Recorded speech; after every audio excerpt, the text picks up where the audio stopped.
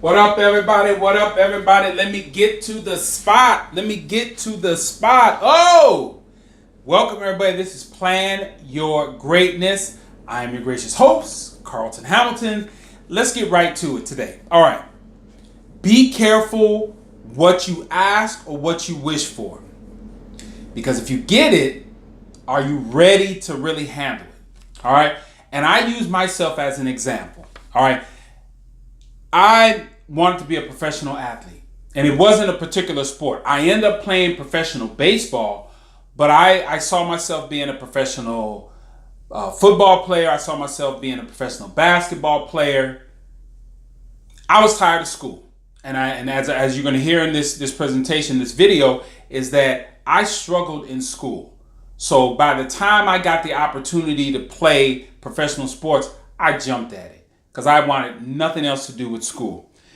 And more specifically, because I had so many educational academic deficiencies, I wanted out. And so more than anything, I wanted the notoriety because I really didn't say very much. I wasn't this brash, really outgoing, but I was very gifted athletically.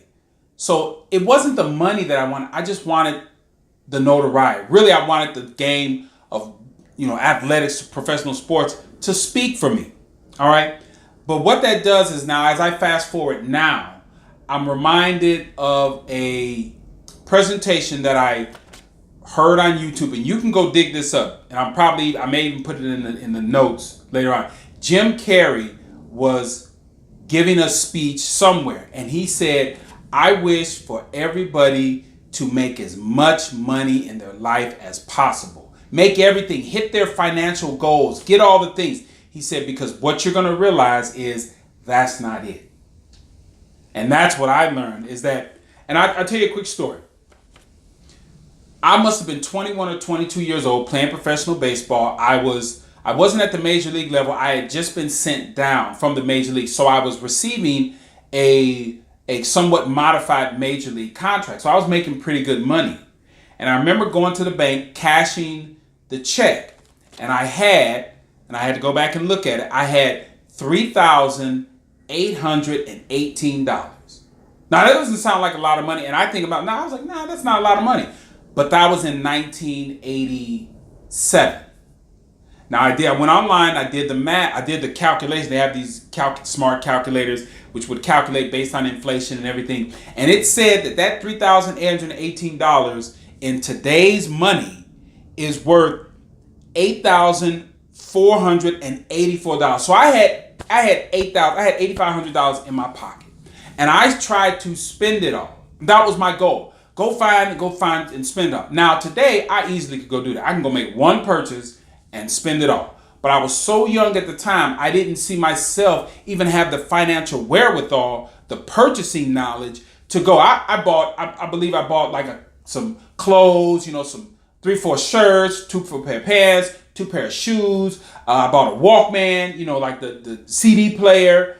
I bought a radio boombox, and I bought something else. I probably went out to eat and did all kind of stuff. I still couldn't even spend a third of that money. And I remember going back to my apartment and started to cry. I was like, what is this? I got all this money. I'm spending all this money. And what I realized is I wasn't happy. So see how that goes? Because sports provided the money, the fame, the travel, the women, but it didn't give me the things that I was deficient in, because I told you that I struggled in school in every area of academics. Struggled so bad that I ended up graduating high school with a 1.51 grade point average. All right. So professional sports, I could play on that level because I was physically gifted, but I wasn't mentally prepared. I think if you read some of go back and listen to some of my old videos, what you will learn, I'm updating this now, is that I was actually ranked as the #1 professional prospect in the Cubs organization at that time. And then in the all of baseball, all the professional prospects, I was ranked in like the top 10 of everyone. I was a left-handed pitcher, 6'2", 175, 80 pounds, and I could throw a baseball dang near 100 miles an hour. So I had everything and I had all the gifts, but I wasn't mentally. So toward the end of my career, I got injured. I had an arm injury and I had to have 2 surgeries.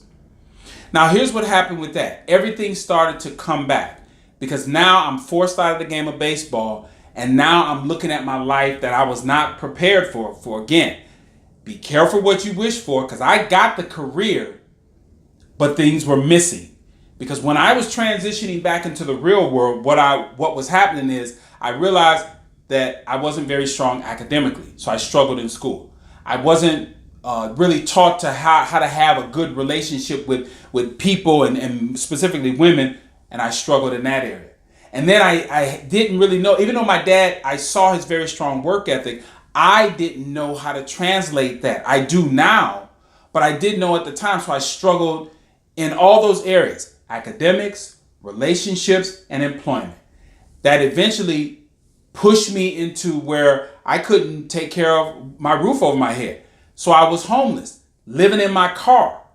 So now I'm depressed, I'm homeless, and then at that time, which is what I can see with other people, is I started surrounding myself with people that had the same mindset. And that's one of the things that I try to talk to people about, that when they're going through stuff, is do yourself a justice by trying to find people that have a higher self-worth, that are doing things better than you, and go hang around with them. But what we end up falling into is whoever or however we feel at that time, we try to go find people that are feeling the same way. And that person or those people are not going to help you. And that's exactly what happened to me. So I'm surrounded with people that have no direction, no purpose, no vision. And what happened is I was eventually involved in an armed robbery.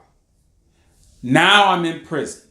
Now, here's what happened is what I learned is my professional baseball career skipped over the growth process. All right. It's almost like when you win the lottery.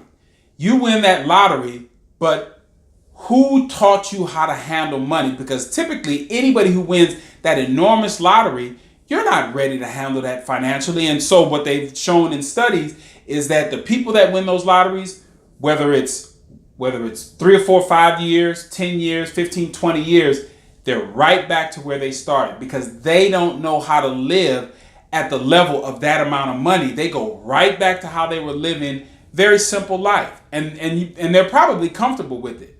But it takes a mindset to handle the things. Like, as I'm saying, like I said at the beginning, be careful what you wish for, because you might get it, but you want to make sure, and I'll explain this a little bit later, you want to make sure that you know what to do once you get to that level. All right. So I asking myself now, what did I become on the way to becoming a professional baseball player? Okay. Now, there's a movie that talks very specifically about this. It's called The Wizard of Oz. All right. So here's Dorothy, and Dorothy meets up with the Scarecrow. I may have the order, out of order, but she meets the Scarecrow, she meets the Lion, and she meets the Tin Man.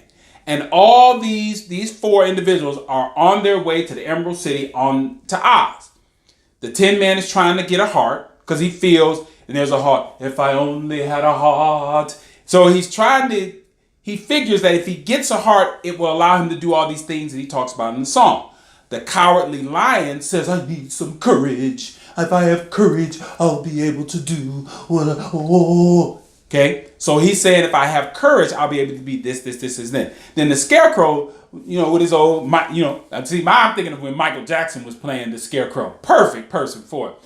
That he says that if he has a brain, he will be able to do X, Y, and Z. So now I'm going to fast forward. They get to the Emerald City, and they get to Oz. God pulls back the curtain. They go, oh man, it's just you.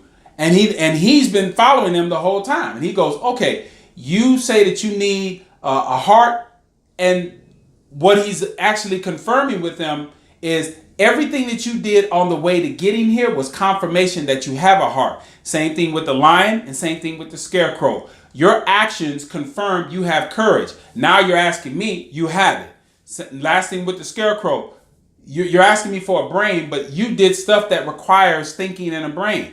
You have it. I'm just letting you know that you already have it. I'm just acknowledging. So what I'm equating my journey is that when I went to prison, prison was the pulling back of the curtain. Because as I started reading and writing and taking college courses and taking counseling classes, those things didn't give me what I was looking for. They just allowed me to reveal in myself that I had a heart, I had courage, and I had a brain. So see, now I have the super articulation to tell this story and go from when I thought I didn't have anything to now I go, wait a minute. I actually revealed it. I just wish I would have had either somebody, or I wish I would not have had a moment of clarity like going to prison to express to me or to reveal to me that I already had that. All right. So you can ask you can ask to be, to do, to have anything you want in your life. But here's the catch. Make sure that along the way that you're asking these questions as well. Okay, you say, okay, I want to I want to have all these great things. But make sure you say, I also want to have heart, I want to have courage, and I want to have the brain to handle everything that I get when I become a professional baseball player, or in the movie, get to the Emerald City, get to Oz. Because then you're planning your greatness. All right, this is Plan Your Greatness, and I will say this as I always say this. Plan your greatness. You know why? Because no one else will. I'll see y'all next time.